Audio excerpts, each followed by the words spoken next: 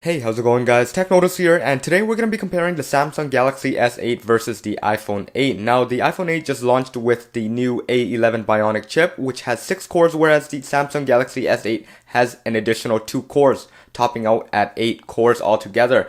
Now, on paper, of course, the Samsung Galaxy S8 seems like it would beat out the iPhone, but benchmark-wise, it proves otherwise. So, we'll just launch into Geekbench on both devices right here, and pre-launched and preloaded.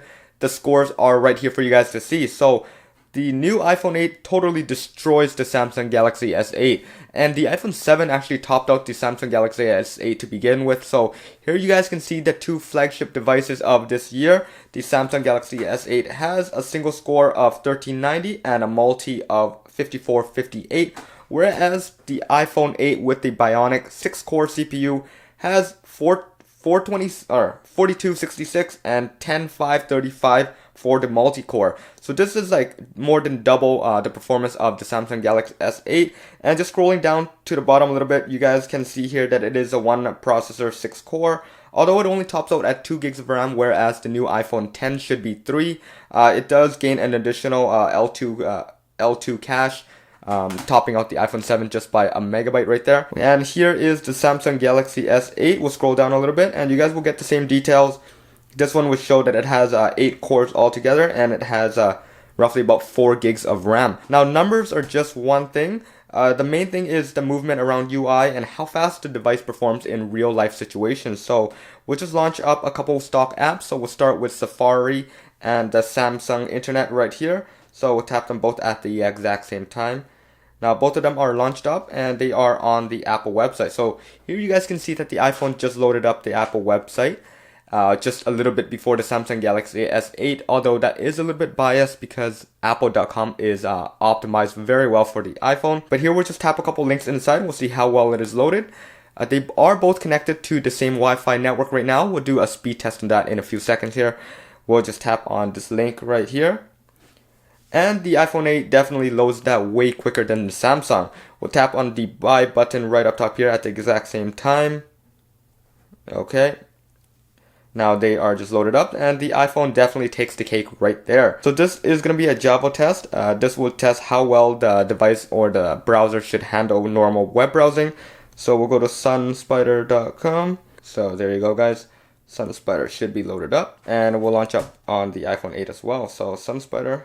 So here, the Samsung definitely gets a head start loading wise. Again, it didn't really mean anything loading it quicker, but the iPhone has totally caught up and it actually finished the page much quicker here. Now, surprise you guys. So we got a 146.3 millisecond.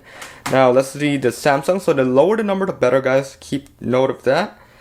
And here we got 371. So more than half more than like a 50% increase over the Samsung Galaxy S8 at this point, web browser speed. Let's go into a different app guys. So let's see here. We do have the same exact apps running in the background. So we'll just leave them running right there. And let's head into the camera app in 3, 2, 1, go. So here the iPhone 8 again takes the win. And it's about a half a millisecond win, or half a second win I should say. And let's take a couple pictures, see how fast it does. So the iPhone decided to turn on the flash, whereas the Samsung just took the picture. Now let's see around the UI, things are just as smooth for both, but here you can see a little bit of a lag on the Samsung Galaxy S8 a few seconds ago. Now I've been having a little bit of experience with lag on the Samsung Galaxy S8, and this is in the optimized mode, whereas the iPhone doesn't really have a mode other than low power. We just leave them both in the same mode, and just moving around, they do feel just as smooth. However, the Samsung is starting to get bogged up a little bit.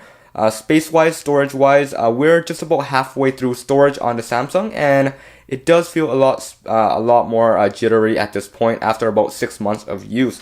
Now, other than that, the UI, everything feels very nice on both. And we're just comparing hardware underneath. If we were comparing like the specs and the display and everything, definitely the Samsung, I would give that a win. But at this point for speed, the iPhone 8 is the king. And yeah, this should be it for this video guys. I'm definitely doing a bunch more comparing these two devices, as well as the Samsung Galaxy S7, S6 along that line. Do stay tuned. Follow me on Snapchat and Twitter for the most up-to-date pretty much everything I'm doing at the minute right now, even before I upload the video guys. So yeah, Stay connected with me on those handles, and this is it. Peace out, guys.